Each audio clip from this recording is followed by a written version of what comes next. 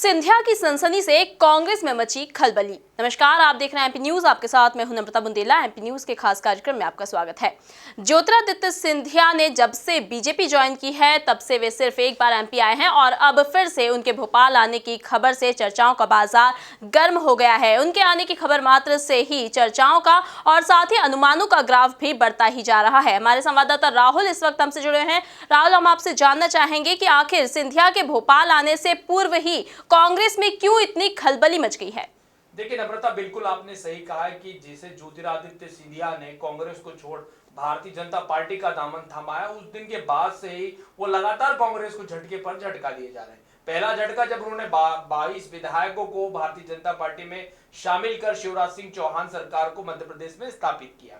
लेकिन अब खबर यह भी है कि जब आने वाले दिनों में वो केंद्रीय मंत्री पद ग्रहण करेंगे, यानी देश के प्रधानमंत्री मोदी की टीम का हिस्सा होंगे, इस पर लगातार मंथन चल रहा है। लेकिन दूसरी ओर जो खबर सनसनी फैला रही है, वो सबसे बड़ी खबर यह है कि उपचुनाव के पहले पहले जब ज्योतिरादित्य सिंधिया राजधानी भोपाल में दोबारा आएंगे, तब वो ऐसा भी कयास लगाए जा रहे हैं कि वो कई बड़े दिग्गज नेताओं को भारतीय जनता पार्टी में जोड़ सकते हैं। यानी एक और बड़ा झटका है। पहले तो वो विधायक ले गए, अब नेता और कार्यकर्ताओं को ले जाने की जुगत में है। इसको लेकर अब कांग्रेस में हड़कंप मचा हुआ है और जो सूत्रों के हवाले से खबर आ रही है नम्रता, उसमें यह बात भी स्पष्ट है कि कई दिग्गज नेता जो कि कांग्रेस में पूर्व अध्यक्ष तक रह चुके हैं, प्रदेश अध्यक्ष के पद तक रह चुके हैं, ऐसे तमाम बड़े नेता, चाहे अगर हम बात करें ग्वालियर संभाग की जो ज्योतिरादित्य सिंधिया के प्रभाव वाला क्षेत्र है, वहां के जिला अध्यक्ष की बात करें या मीडिया प्रभारियों की बात करें, वो तमाम नेता लगातार इस बात की जुगत में है कि कब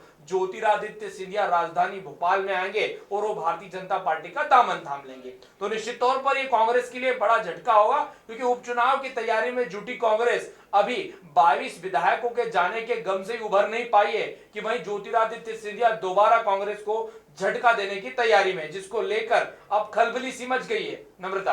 जी बिल्कुल, खलबली तो मच गई है और साथ ही ज्योतिरादित्य सिंधिया के साथ कई बड़े दिग्गज नेता भी अब पार्टी चेंज कर रहे हैं। तो इसके साथ ही कांग्रेस में खलबली तो लगातार मची हुई है। लेकिन राहुल, हम आपसे ये भी जानना चाहेंगे कि क्या आने वाले समय में या उपचुनाव की अगर हम बात करें तो उस पर इसका कितना असर हो सकता है?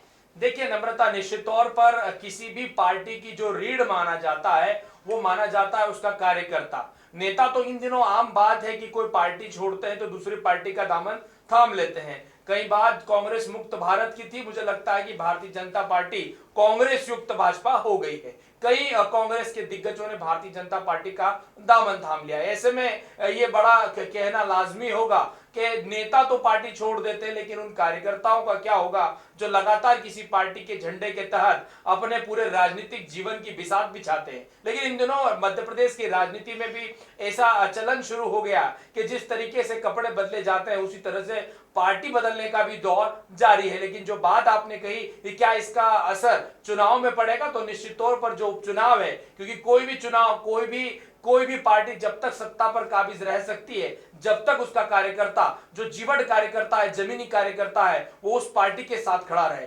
ऐसे में एक बड़ा सवाल है कि ज्योतिरादित्य सिंधिया यदि भारतीय जनता पार्टी में उनकी बीजेपी में वापसी करवाते हैं, यानी कांग्रेस के जो कार्यकर्ता जिनके दम पर लगातार सिंधिया और सिंधिया समर्थक चुन कर आ रहे हैं, यदि उनको भारतीय जनता पार्टी की सदस्यता दी जाती है, तो निश्चित तौर पर कांग्रेस के लिए खतरा होगा। क्योंकि ग्वालियर संभाग की यदि बात करें नम्रता, तो वहां कांग्रेस से बड़ा ब्रांड नेम यदि कोई था तो वो ज्योतिरादित्य सिंधिया था। ऐसे में राजनीतिक भविष्य के कई सवाल हैं जो नेताओं को मन ही मन कचोट रहे हैं कि क्या वो कांग्रेस के साथ जाए या महाराज के साथ। ऐसे में यदि वो महाराज का दामन थामते हैं तो निश्चित तौर पर उपचुनाव में कांग्रेस के लिए बड़ी मुसीबत खड़ी हो सकती है, क्योंकि जिस प्रकार कांग्रेस की अपनी जो रणनीति है, रणभूमि है, वहां से एक के बाद एक योद्धा भारतीय जनता पार्टी को ज्वाइन करते हुए नजर आ रहे हैं। ऐसे में उपचुनाव काफी कुछ ये निर्भर करेगा कि भविष्य की राजनीति, मध्य प्रदेश की राजनीति किस करवट बैठेगी, क्योंकि ज्योतिरादित्य सिंधिया का जाना